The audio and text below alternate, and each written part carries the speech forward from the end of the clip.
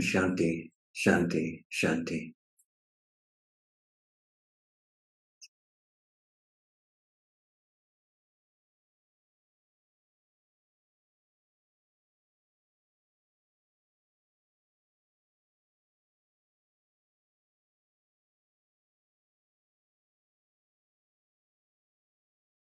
Welcome everyone to Satsang.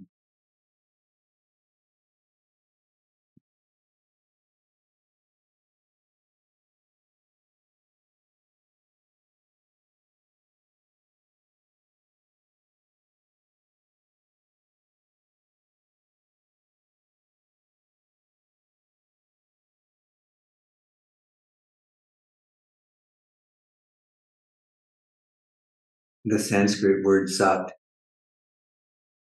is one of those words from Sanskrit, like Om, which in translations is left alone most of the time.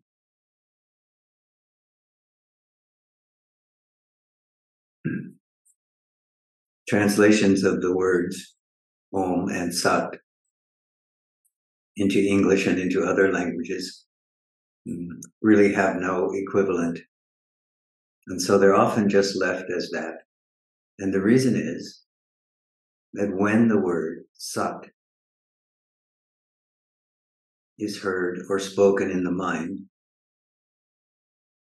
there's an intuitive knowing,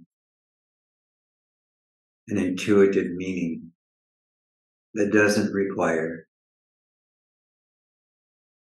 translation.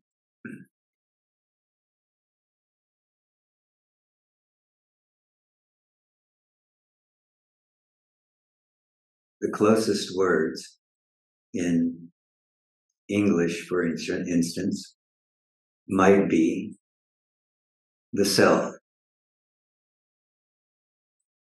the real, being, consciousness, etc.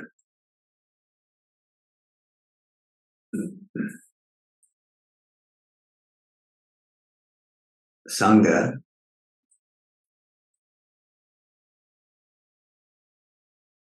is translated as to associate with.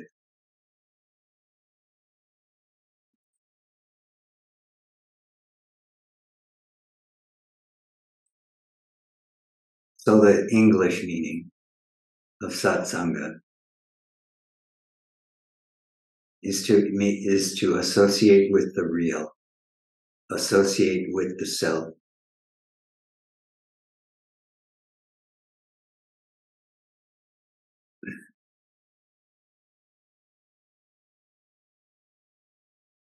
And of course, most often this word gets used to refer to a meeting such as this, a meeting of satsang or satsanga.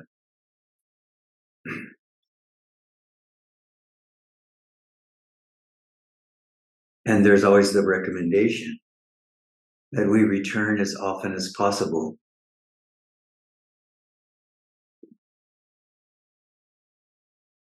to satsang or satsanga.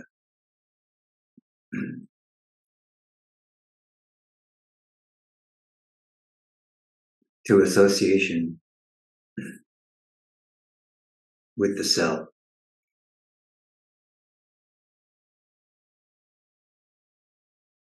But the deeper meaning, if you will, of satsanga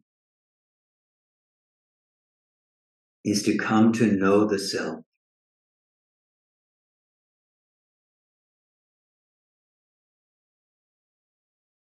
To know the silence within your own being and know that to be the real, to be the self, and to know I am that.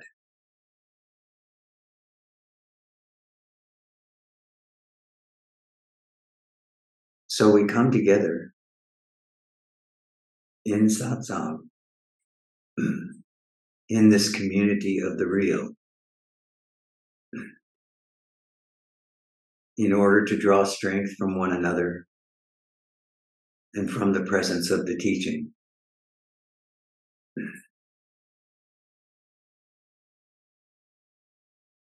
And the reason we do this on a regular basis for many months or many years or for a lifetime is because to sit in the presence of Sat, the one who knows the truth of being, the real, the eternal, presents an opportunity for the tendencies, the samskaras of the mind, the habitual nature of conditioning, to be momentarily suspended, sitting in the presence of Sat. The mind begins to quiet. You've noticed this. It's why you keep coming back.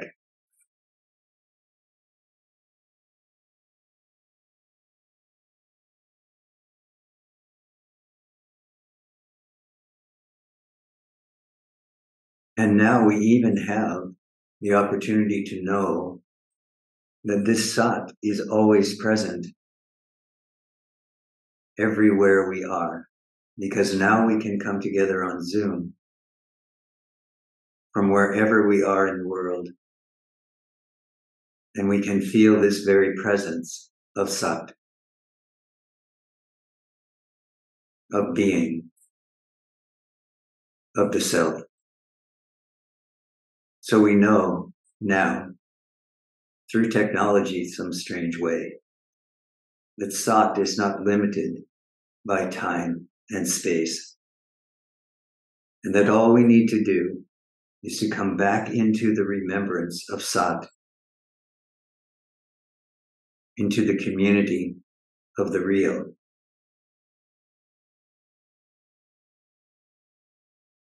And the conditioning, the tendencies, the samskaras of the mind and the heart, for a brief period of time, fall away.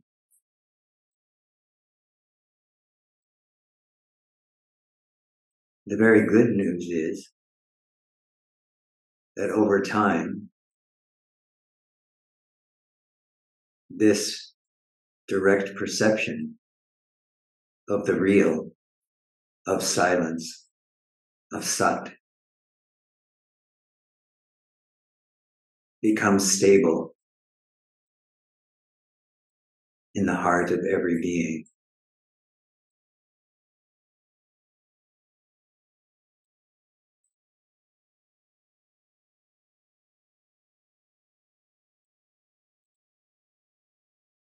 This is possible because you lack nothing.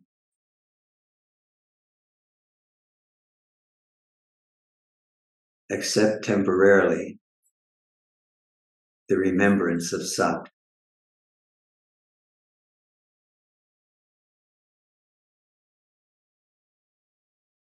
But as you come to Sat-Sangha, time and again, this inner knowing of your own silence, your own precious heart, begins to open and flower.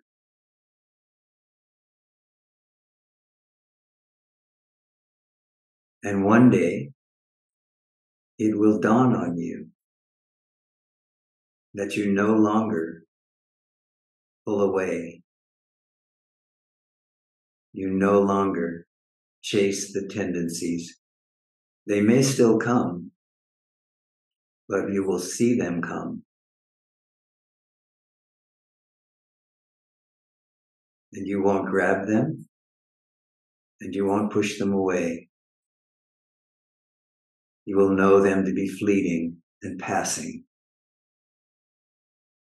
And you will know that the heart of being is still, peaceful, and calm as they pass through.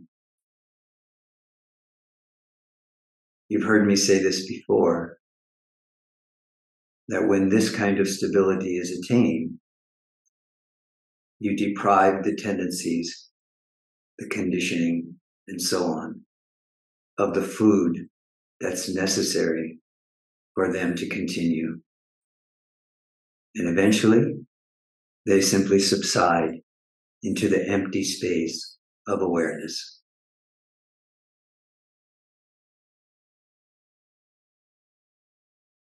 They may cease coming and going at that moment from then on.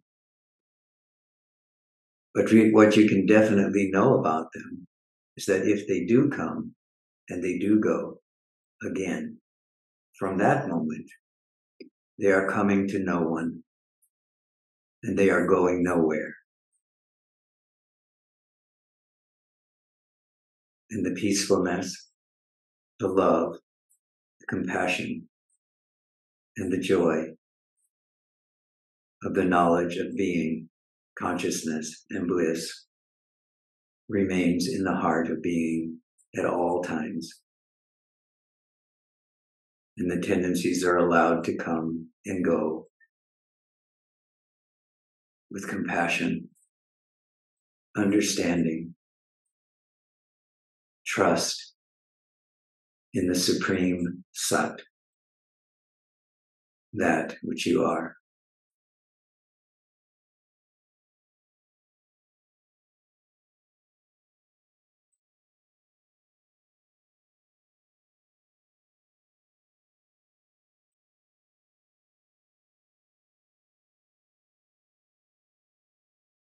So, welcome to Sat-Sangha.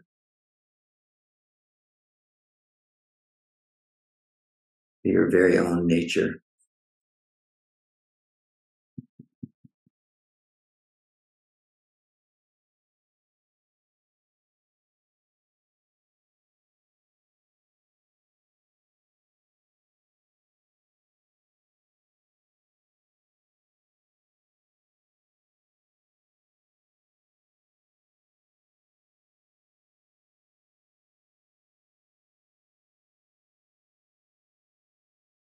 So now, as you speak to me, as you talk and you share with others here, keep in mind that whatever is rising for you now, whatever is here, whatever is calling your attention away from Sat,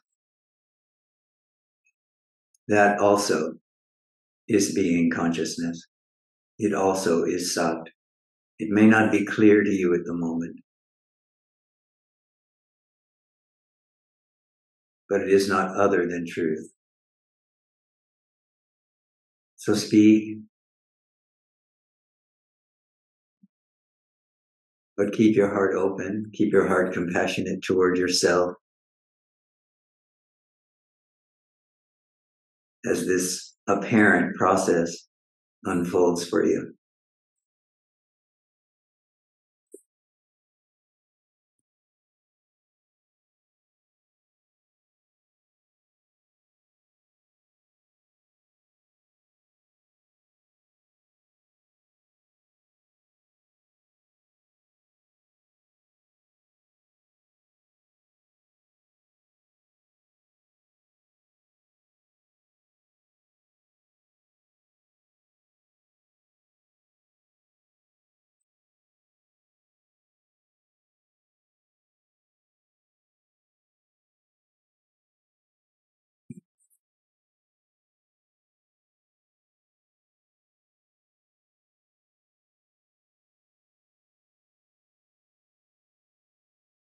Hello, Puneet.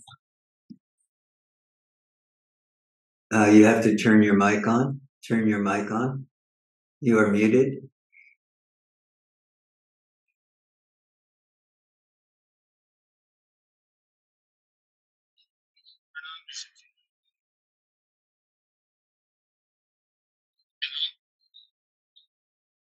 Yeah, I still can't hear you.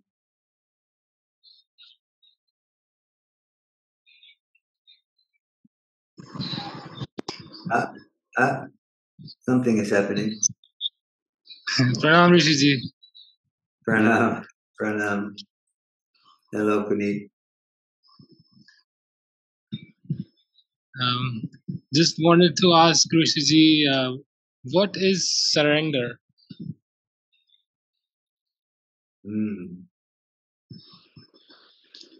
What is true surrender? Yes.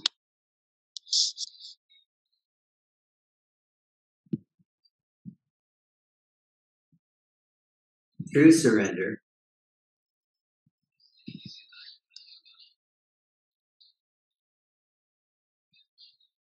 is the absence of me.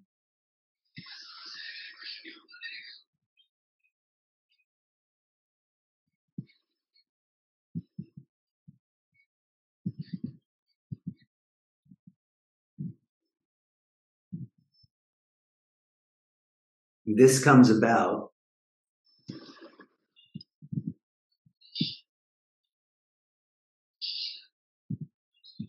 when it's realized through this inquiry, this question, who am I? That before all of this manifestation that we see around us, that we experience in the waking state and in the dream state, all of this me-ness, this I-ness that we experience is all after the I thought. One can say it's a proliferation of the I thought. As soon as this sense of me-ness is gone, the sense of you-ness is gone. If there is no I, there is no you. There is no me, there is no he, she, it, or they. So, in its purest form, surrender is the absence, you can say, of identification with this me, with the personal, with the personal. So, then you might ask, I don't know if you are asking, but you might ask, then why is surrender called a practice? Why is it said that I have to surrender? Has this question come up for you? Yes, I'm curious.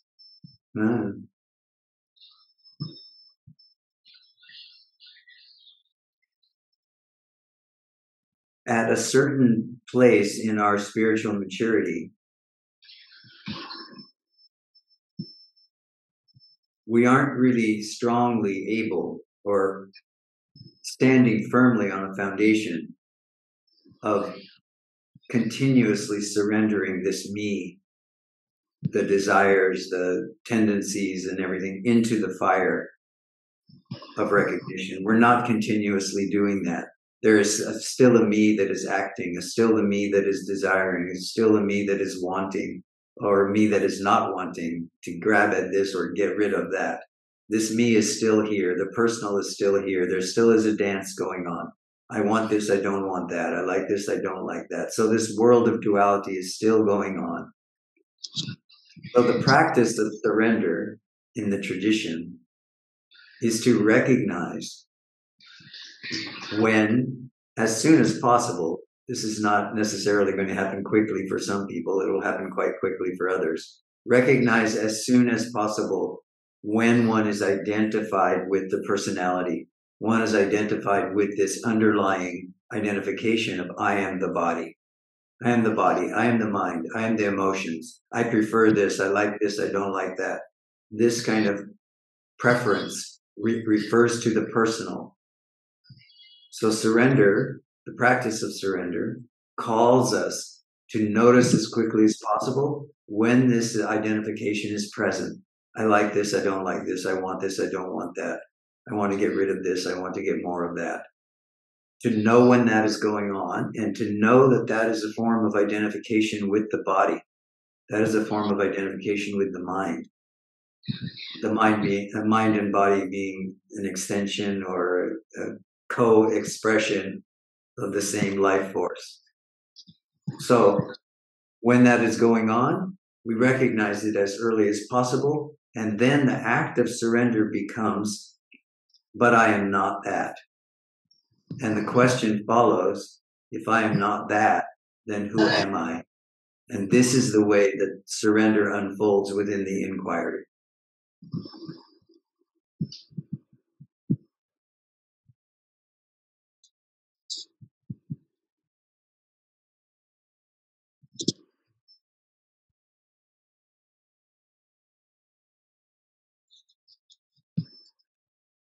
I love that. I love that quizzical look. So what's the next question? I am wondering, so is it different from like liberation or like that? I didn't quite get that. Your voice broke up. Can you say that again? Just say that sentence again. Is it different from liberation or enlightenment or like that? At the ultimate level, at the ultimate place, they are the same. Wouldn't they be the same? Liberation is freedom from me, freedom from the body. I am the body thought, freedom from I am the mind thought. So you can say that liberation or freedom or enlightenment indicates that the personality, the me sense, the I sense has been so completely surrendered into the recognition of one's already present freedom. So at the ultimate level, they are synonymous, right? That's why I said surrender means the absence of I or the absence of me. But on the relative level, there isn't really a relative and an ultimate. You know, we're using concepts here to try to explain what's beyond conceptual. But we make a try anyway. we make the effort in satsang. That's what we make the effort to do, is to point to what is beyond, using the tools that are available to us. And in this case, it's concepts.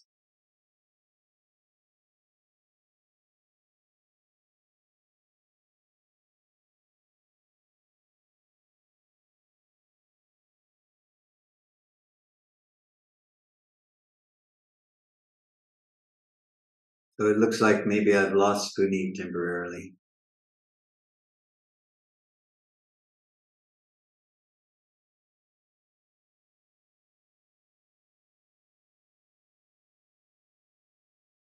Hello?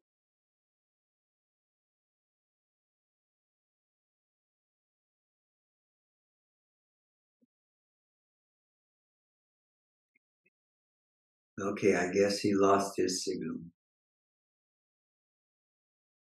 Okay. Hello? Yeah. I'm having a difficulty with receiving people tonight. Alberto, I can tell that you're talking at me, but I can't hear you. Let me try again. No? Because I'm with the mobile device. It's not the computer. Yeah, we can try it again, but it's important that you stop moving it, because every time you move it, I lose your audio. I have your video, but I lose your audio whenever you move your mobile. And now? Yeah, now it's good. Go ahead and go ahead and leave the phone in one place. Okay, yeah. Okay, namaskaram everyone. Namaskaram. It's a blessing to stay with you, with all of you. So I'm happy to see you again. My question is about food, and because Bhagavan said that food can help you to improve your sadhana. Yes. So I don't eat meat or fish. I don't eat food from animals because the principle of ahimsa. So yes. The other day, I feel very weak, and I went to because in this relative world that I still feel like a body, so I'm in a relative plane or in a relative world. So I feel very weak. I feel my body. I know that I'm not my body, but I feel my body very weak. So I went to a doctor, a specialist from Chinese medicine. So she told me that you must eat more proteins. Your heart is weak. You must eat more protein, so you should eat eggs. So I usually don't eat eggs. So I say that now you have to eat eggs because for your body, because it's very weak, your heart, blah blah. So uh, I I buy some ecological eggs, not fertilized, fertilized eggs, and ecological eggs. But I don't know if it's good for it, and I don't know what kind of sattvic food is good for improve your strength. And if you can give us some advice about food for get more strong for our sadhana and improve our sadhana.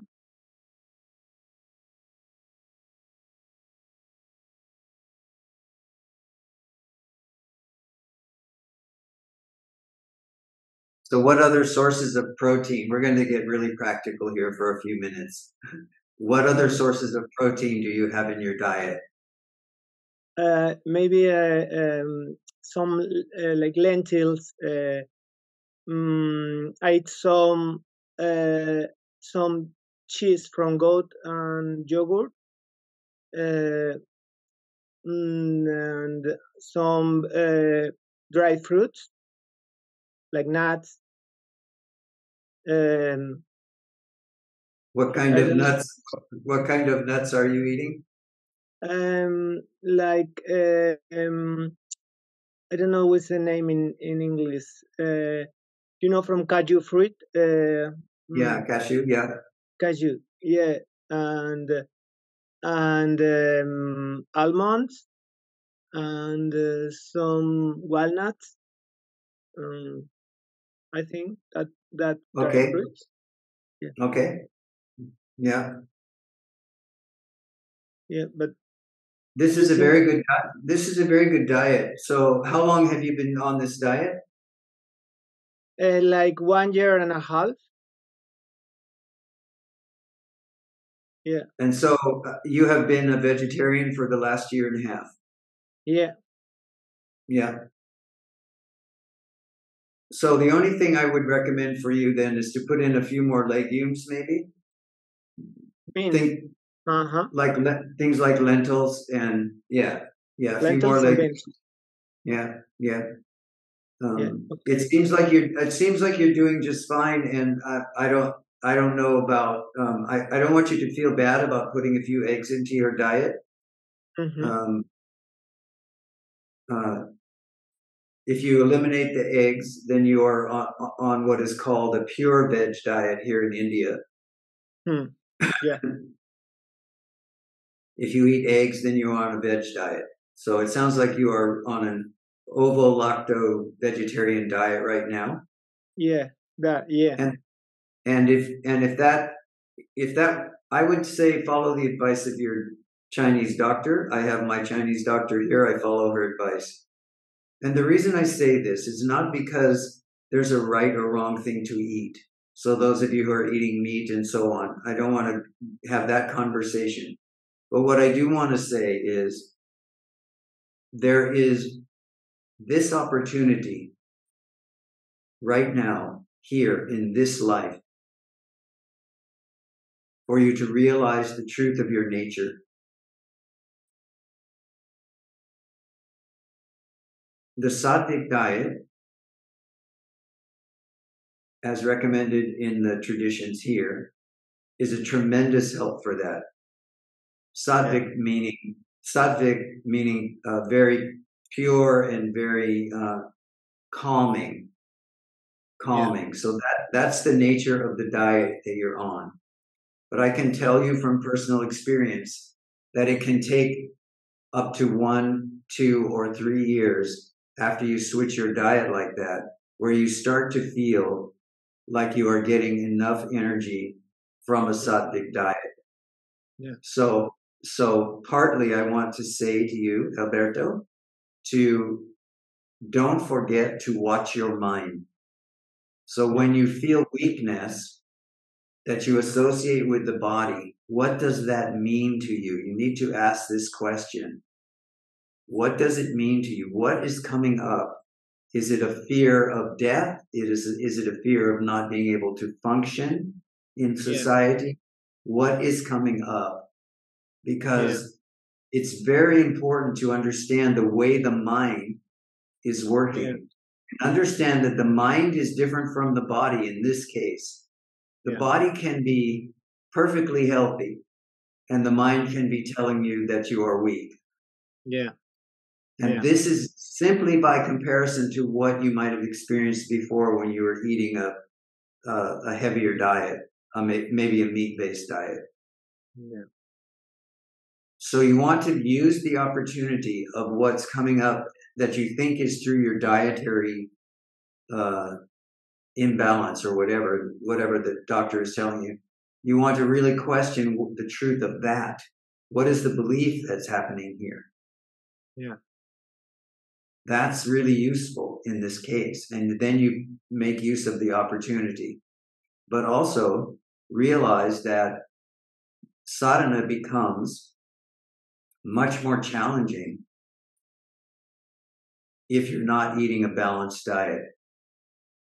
So if you are recommended that you put one more thing in your diet, even though it's something that you might not choose yourself, like the eggs, for instance, you can certainly put that in for a period of time, say 2 months, 3 months, and see if there's a difference. Okay, so I should put. So I should put. So you're telling me that I should put eggs for 1 month and feel the difference with in between before the eggs and after the eggs. I'm saying you can do that, and I want you, but I'm not telling you to really. The emphasis isn't on the eggs. The emphasis is on what's happening in the mind. The problem is always the mind. It's always the mind. The mind told me that you will, and you don't you won't have the strong enough for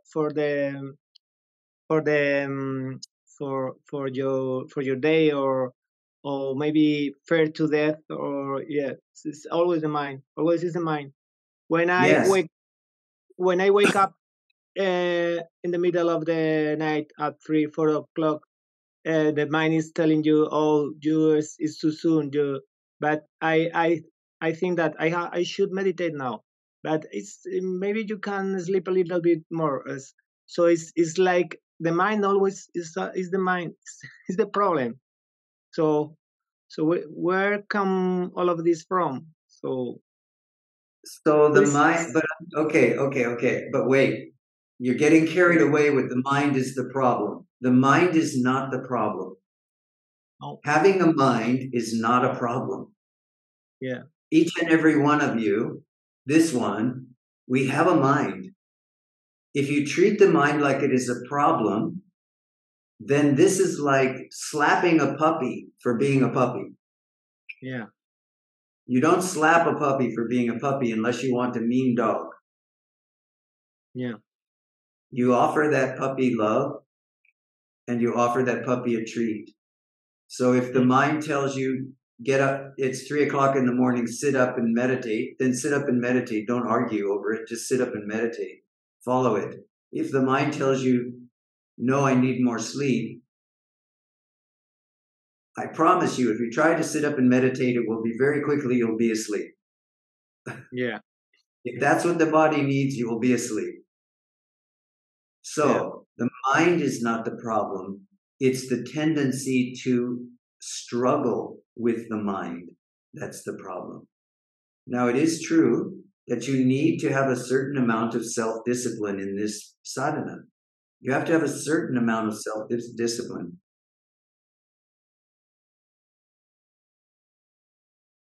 but don't overdo it in the sense that you are always criticizing and evaluating. This is a good word. Evaluating what's going on in the mind and then criticizing that. Yeah. You don't have all the answers. Most of the time, you have no idea what's going on. You just think you do. And this is part of the root of the problem. So I say, you know nothing. Live like this. I know nothing. Yeah.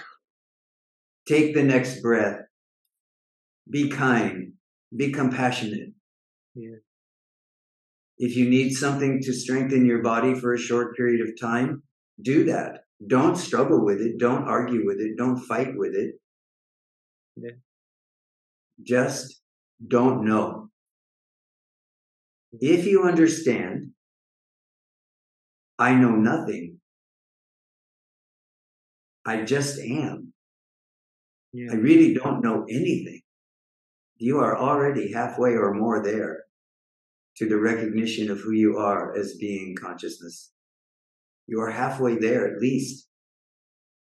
It is this mind which thinks it knows something and keeps trying to force us to follow its dictate or its desire. This is what generates this disturbance.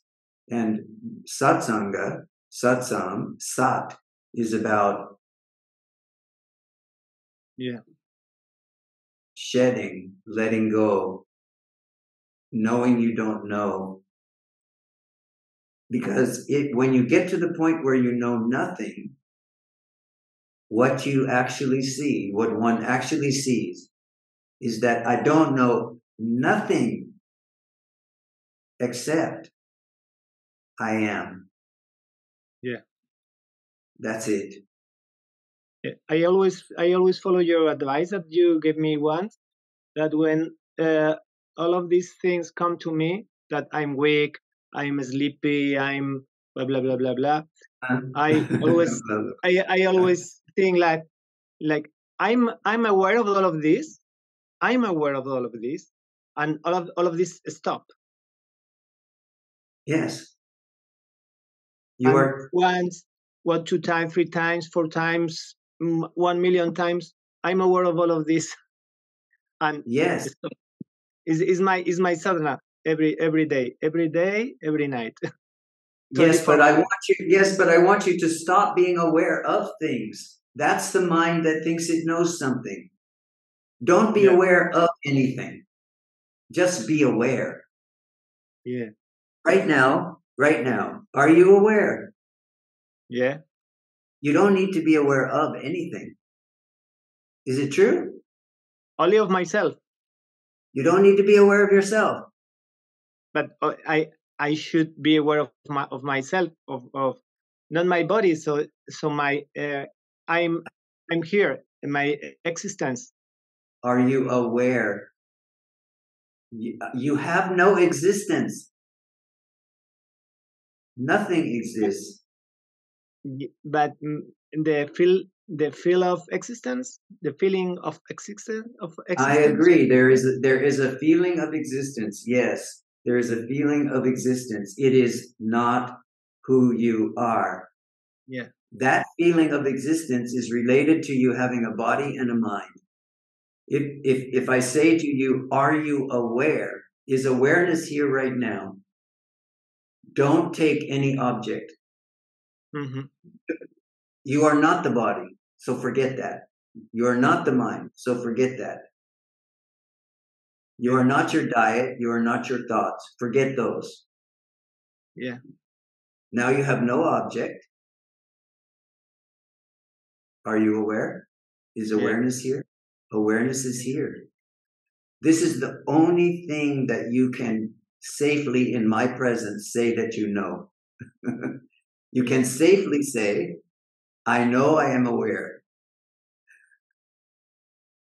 Then we just say, good, very good. Okay. Thank Remain you. aware, not aware of anything, just aware. Okay. I will do. I am aware. Huh? Yeah. This is your sadhana now. I am aware. Okay. Thank you. And Namaskar. then you are safe. Thank you. Okay. Hari Om. That's it.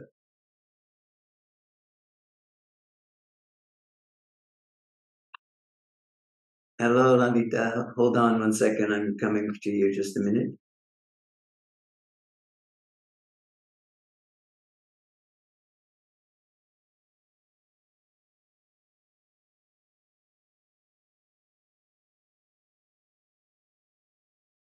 Okay. Shanti, Shanti. Namaste. Namaste. So happy to see you again.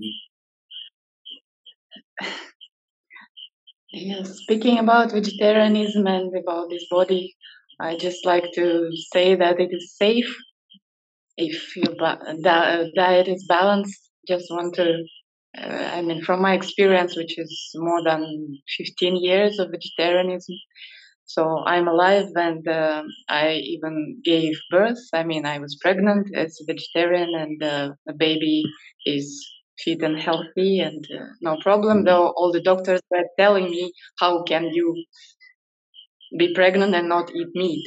So they were wrong. So yeah, so it's really, I agree that it's all about the mind and our beliefs. Yes. And I have been through a different thing I want to talk is I've been through some personal challenges these days, and something I came to understand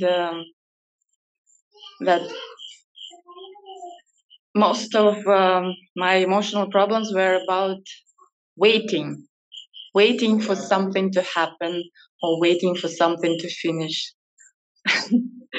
And thanks to these challenges, I have realized that I can do without waiting. Yes. And then it feels like such a liberation. No more waiting. So just taking as it is and trusting that whatever is to come will come the right time. Yes. So, but yeah, it was like a revelation, but then again, I see the mind tendencies, keep coming back. Sometimes, trying to pull me back into that same conditioning. Yes. So, how to keep that, keep free from this tendency to wait and expectations. Expectations is the problem. Expectations and waiting for. Very good. Yeah. Yeah, keep going. You are answering your own questions. Very good. Thank you. Could you share your take on that? Well, what I would encourage you to do is to know what I think you've already noticed it, but I'm just going to say it for everyone. You can notice when there's that feeling of you are waiting for something, that this feeling, I am waiting for something, is really related to this body-mind complex. So it's just become your habit as a body-mind to either do something or wait for something, right? This is, yes. Again, these are the two sides of that particular duality. Do something, do nothing. Act in some way or don't do anything. So this is always related to this idea that I am the one who is waiting. And this I is related to the body-mind experience that I'm having, or I've had up until now.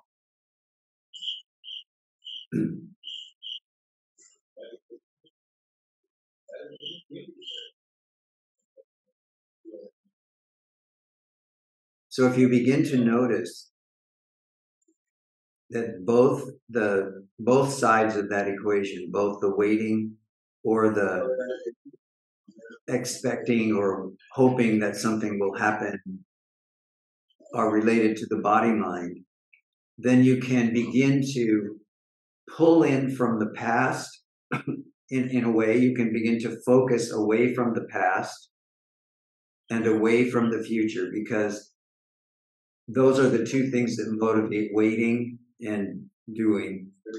And you can, yes, and you can come into here now. And over time, you begin to learn to stay here now. And you begin to recognize that all you can really do is what's in front of you right in this moment.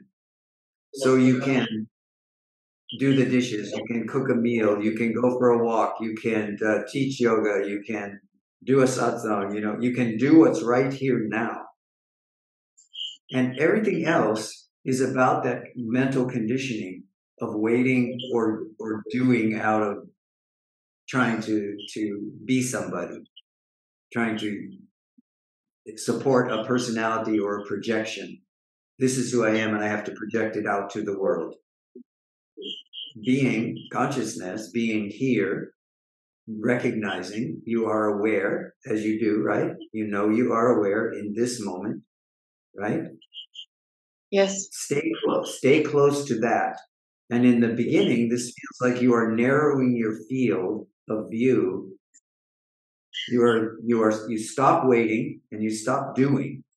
And it feels like you are narrowing your field of view. But there comes a moment when you realize, when there is a recognition, that which is aware is here now, and it is always here. And the only time it is fully here is now. It is not fully here in the future, and it is not fully here when it is rummaging through the past.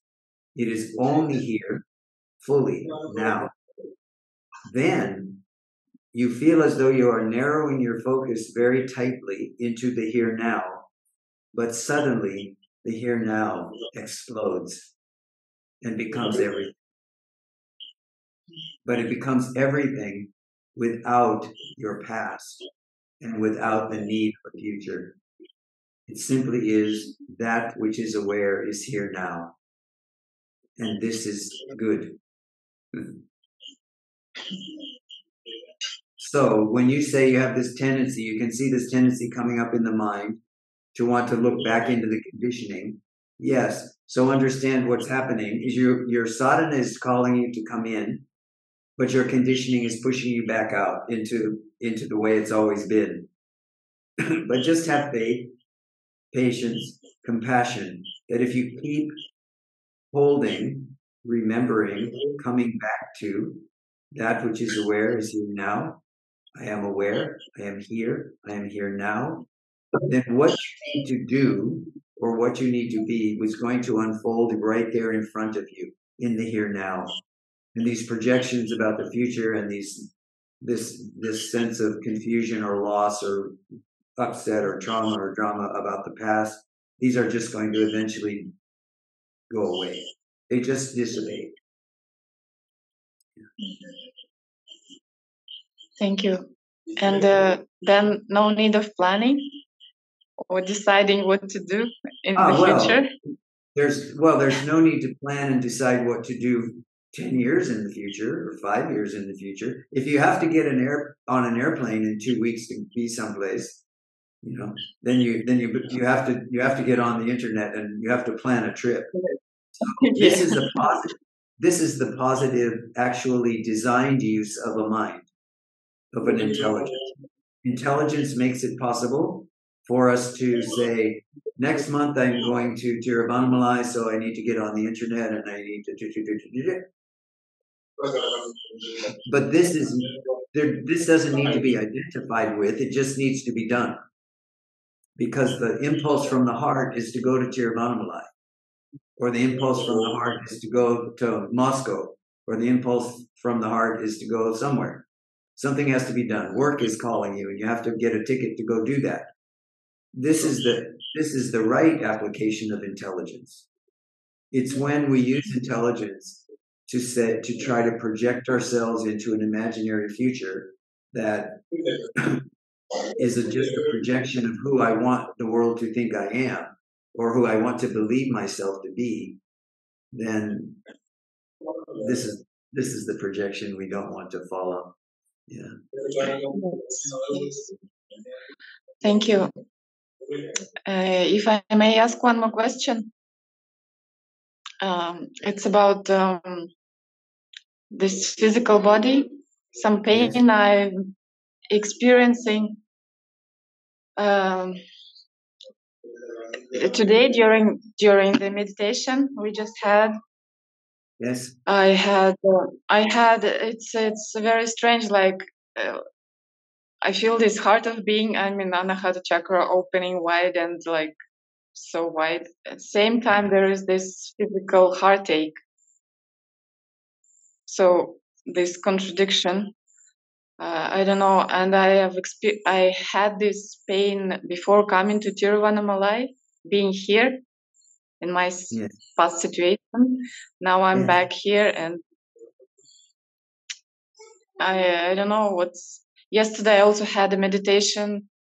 I had a similar expansion, this energetically expanding and going very high, but this physical heart was in pain. I don't know what is happening, and what could you advise me? What can I do about it? So the first thing I want to say is there are a lot of physical aches and pain. So today seems to be a day we're talking about the body a lot for everybody, for diets and things like that. There are a lot of physical aches and pains that come with sadhana. So what I recommend for you is that if you think that there's a serious concern around this pain, physical pain in your physical heart, just go and get that checked out so you can ease your mind. But chances are, because I do know your situation, chances are that this is a stress-related pain. This is probably a stress-related pain. But at the same time, if it makes you more able to be present and to be calm in your situation right now, then don't add the worry of, is something dangerous happening here now? Go and see a doctor and say, this is the pain I'm feeling. And I am almost 100% certain they will say to you, there's nothing physically wrong with you. Because this happens all the time in sadhana. People get aches in their heart. People get, I myself for 5 years had migraine headaches almost continuously. And I would sometimes have to sit up for 2 or 3 or 4 nights in a row, all night long, because I couldn't lie down. And I would sit up all night. But when I went to have it checked out, they said, there's nothing wrong with you. And this went on for 5 years. And guess what? There was nothing wrong with me. Eventually it stopped. You see?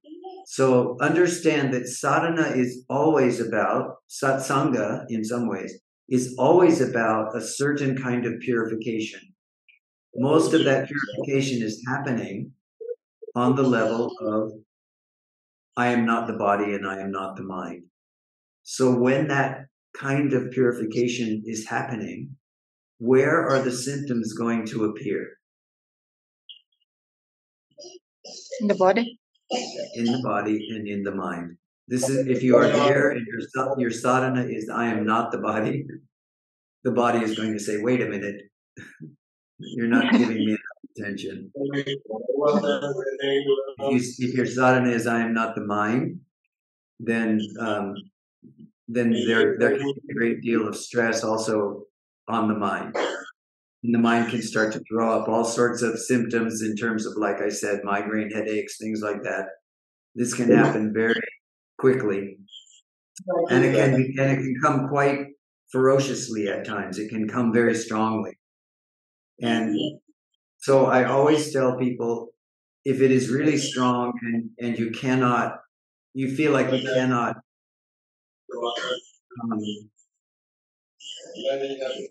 cannot find calm because of this symptom, then go get the symptom checked out so that the mind will calm down, because it will know that the symptom is not real, that it's being created by the stress of your circumstances, or it's being created by I don't want to use the word the stress of sadhana, but this is actually true.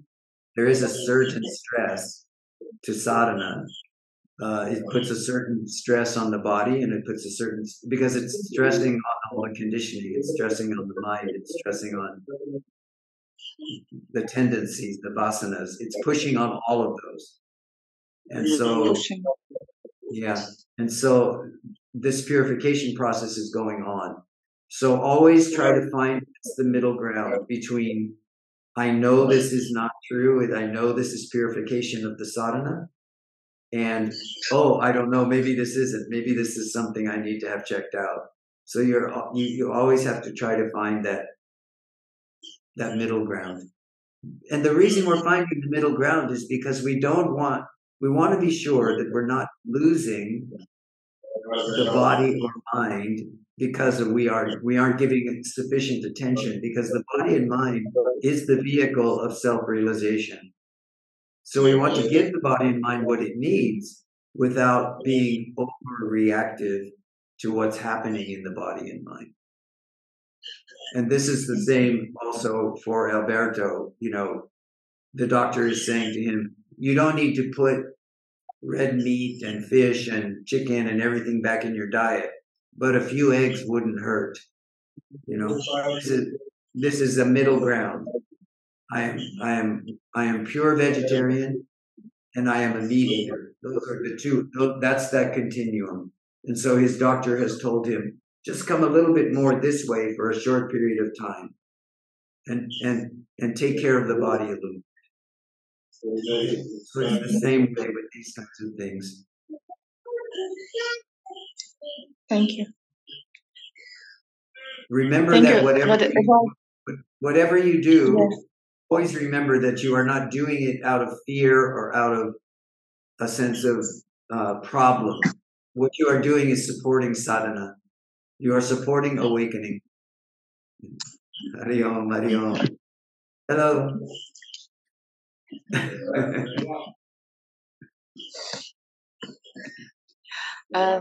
Yeah, one more thing. I just wanted to mention that I don't think it's sadhana is causing that pain. It's because in Tiruvannamalai for 3 months, I was healing. I didn't have that pain. Yeah. I didn't have that pain. Yeah. It's no, this is stress related. So it's, yeah, but still look after yourself. Thank you. Thank you.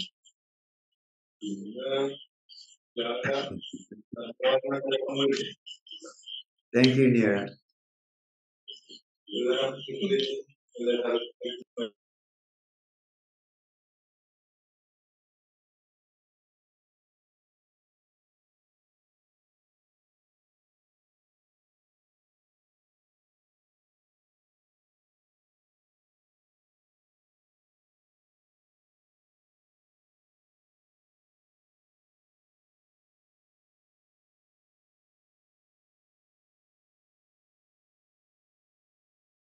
Something that I see a lot in sadhaks, in seekers, is this tendency to move from one extreme to another. And always there is going to be unintended consequences in any kind of a big move like that. And so I really encourage you to understand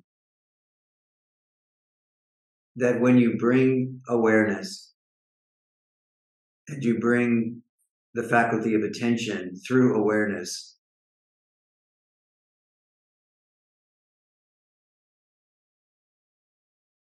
and you pull whatever you are experiencing in your body, mind, or world into focus, not by being aware of it, but by simply being aware in the presence of whatever the conditioning or the difficulty is, simply being aware. This commitment to being aware in this moment is what actually does the work.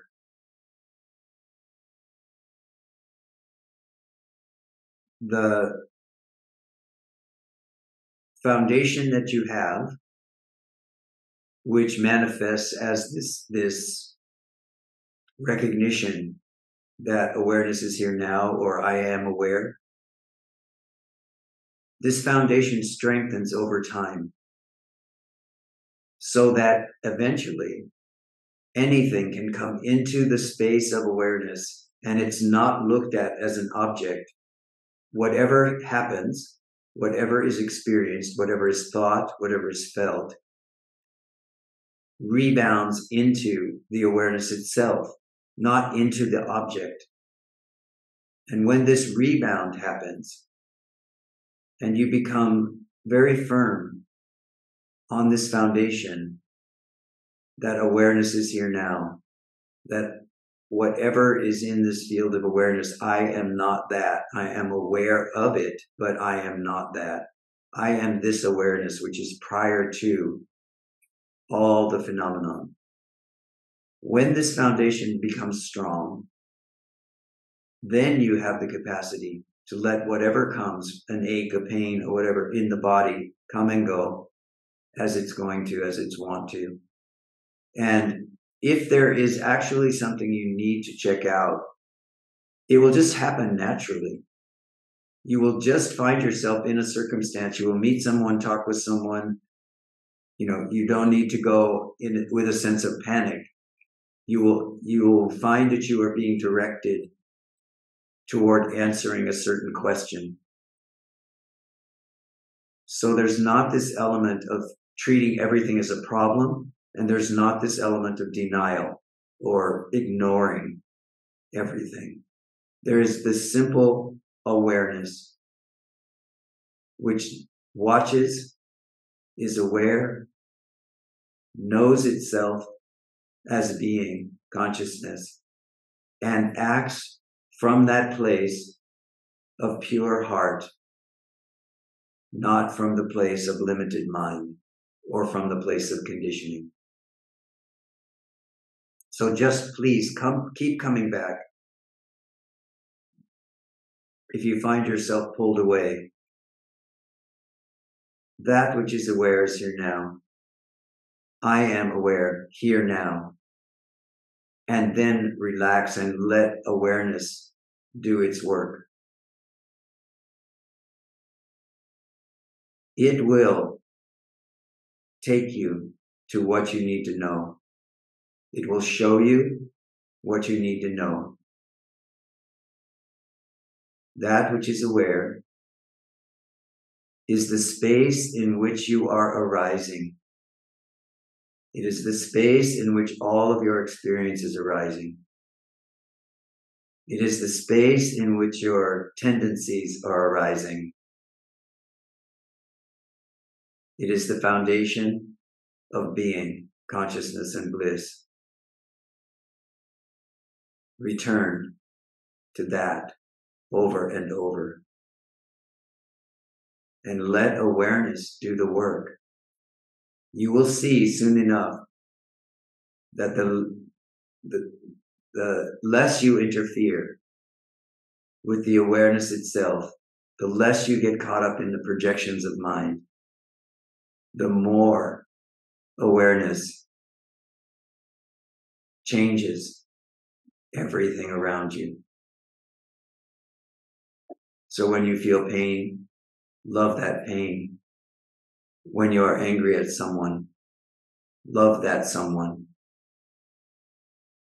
When you have no compassion for yourself, love that someone.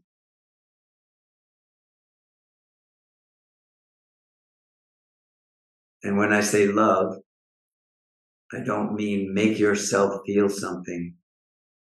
I mean stand as awareness itself and open your heart, your mind. Understand that everything is rising in this awareness, and you are that. Let awareness have it. It never belonged to you anyway.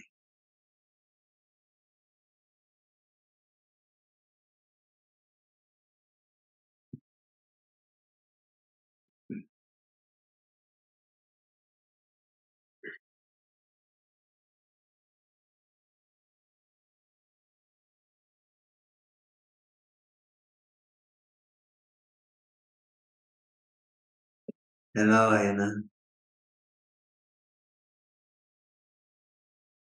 You have to turn your mic up. Namaste, Rishiji. Namaste, namaste. This is not so much a question and more a share. Okay. So much of what you've said today really has resonated so deeply in my being. I think for the longest time I've been seeking the truth and doing that via the concepts. But I now Yes. feel it so deep Mm. in my being. Beautiful. Yes. And this is something I've shared with you, but the last few months since returning from Peru, I've been in deep suffering, deep pain. A lot has come up in the awareness. And now this just deep recognition of love for my family who I'm living with at this time, love for every single just thing in this awareness. There's no more suffering, and the identity is going. There's no more attachment to the desires to have a family, to meet someone, the desire to be anywhere other than this present moment.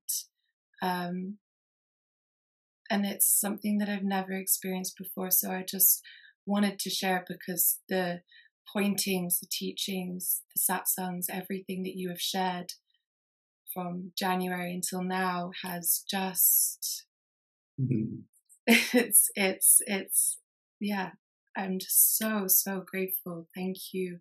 And I wanted to share this because I really feel that everything you're saying, there does come that point where that it just falls away and that truth just then emanates deep within the heart.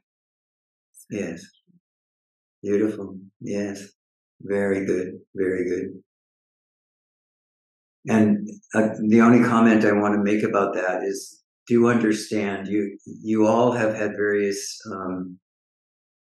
versions of this where there's this big explosion of conditioning and vasanas and difficulty and challenges, followed by when there's non-reactivity, when there's observing and watching and purifying and letting it go and not attaching to it, then the peace of being comes after that.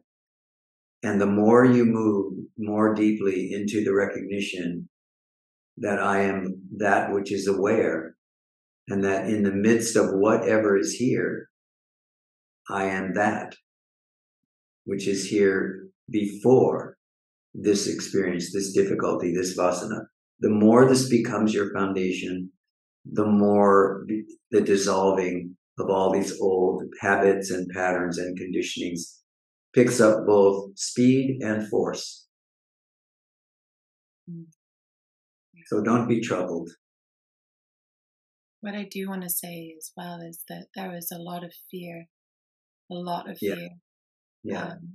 Like I've never experienced before. And I think there was grief, because there was grief for not being with you, not being with Arunachala, grief returning to Western world where I had to come into society, but to just allow that there's nothing to chase, that there's nowhere to be, that it's just here now, and that feels so deeply true. Yes. So, Beautiful. Yeah. Lovely. If there's nothing to chase, then you find yourself where you find yourself, and all is well. And if you need to move or transition to somewhere else, or something else needs to happen in your life, it just happens. But again, I come back to what I said to Alberto, and that is that one of the most challenging things you can do as a sadhak or a spiritual seeker is to really fully understand in some way that you don't know anything. If you understand that you don't know anything, what you are actually doing is you have agreed to stop following the mind. Because the mind has been telling you for decades that you know something, or it knows something, or you need to follow its instructions. And when you come to the understanding perceptually and directly in the heart that you know nothing, you lose a lot of your fear. And you actually become interested in what might come next, because you're not avoiding anything. You're not lying in wait, fearing something.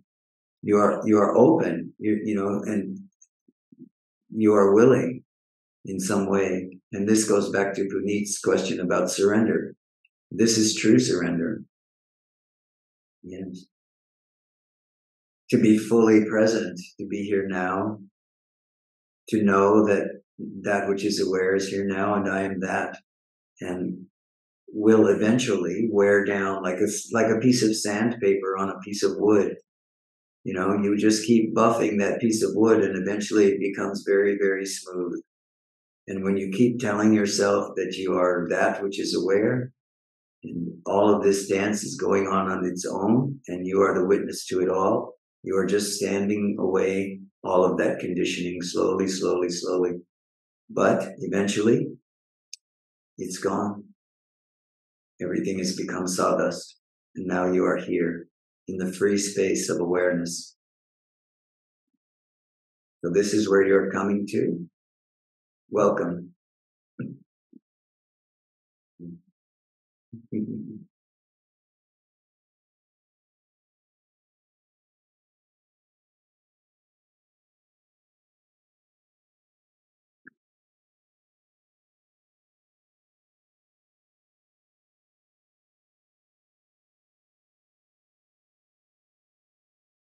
And know that this has always been here within you. You know this now, that you are not becoming something else. You are discovering who and what you are, step by step. No more fantasies. Just what you are.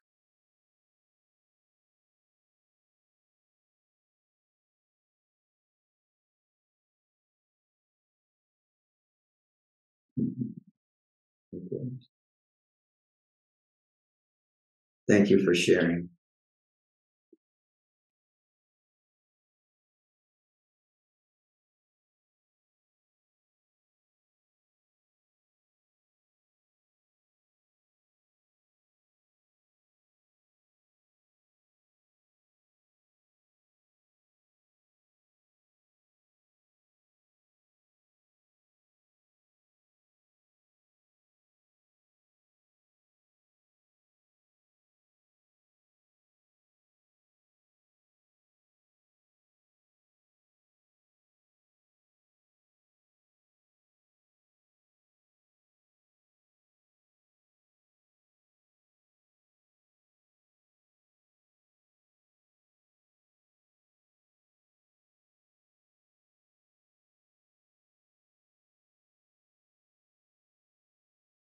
All right, my dear friends, go in peace.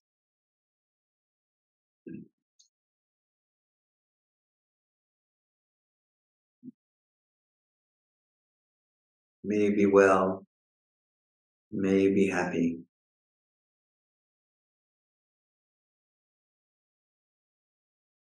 May you know the peace of your own liberation here and now. Hari Om. Tat Sat.